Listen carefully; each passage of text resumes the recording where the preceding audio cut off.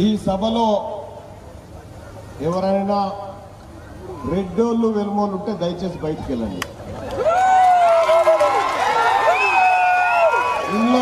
ఇలా ఉండాల్సింది నా బీసీలు, నా ఎస్సీలు, నా ఎస్టీలు, నా మైనారిటీలు మాత్రమే ఉండాలి. నా సోదరులు మాత్రమే ఉండాలి. ఇలా ఇది మా సభ.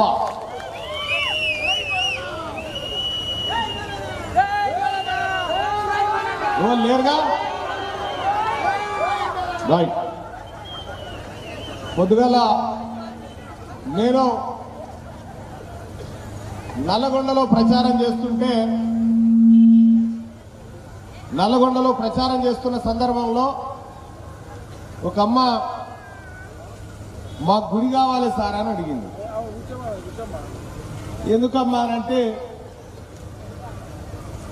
గుడి ఉంటే ఇంకా ఊగుకోవచ్చు అని చెప్తుంది. సిగమూగుడేమో.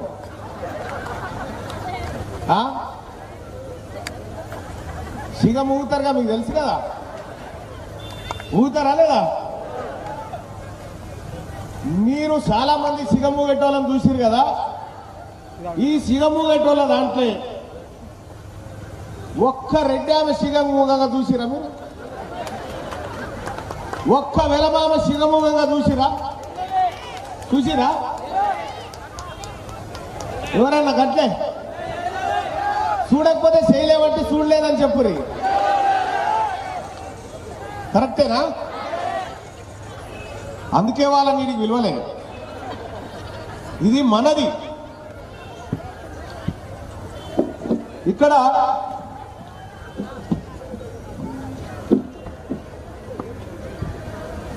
మీ అందరికీ చాలా కీలకమైన విషయాలు చెప్తా. మీరు రాత్రి నిద్ర కూడా ఓరు, మరి ఆ పరిస్థితి ఉంటుంది.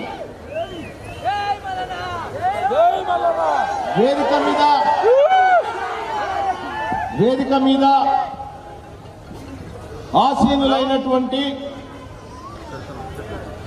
సూర్యాపేట జిల్లా తెలంగాణ రాజ్యాధికార పార్టీ అధ్యక్షులైనటువంటి మామిడి అంజయ్య గారికి, అలాగే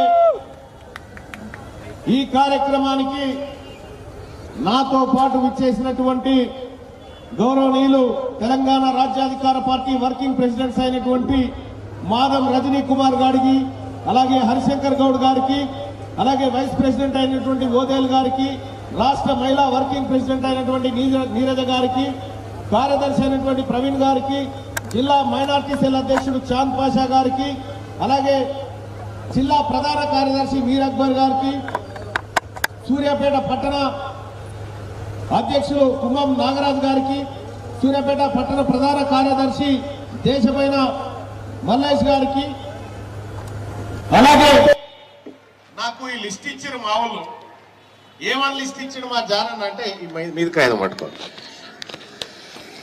తెలంగాణ రాజ్యాధికార పార్టీ నుంచి పోటీ చేస్తున్న అభ్యర్థుల లిస్టు.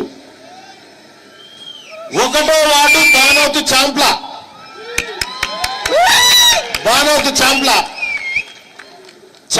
పక్కకి ఏం రాసిరంటే డిగ్రీ అని రాసిరు, డిగ్రీ చదువుకున్నాడని. అలాగే 4వ వార్డు మొండి గోపి ఈశ్వరమ్మ,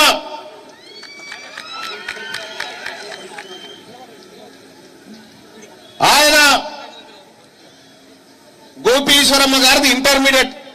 గట్టు గోపి గారికి డిగ్రీ, బొల్లెద్దు అనిత మురళి గారికి MA LLB, ఏసబైన మమతా మల్లేష్ గారు ఇంటర్,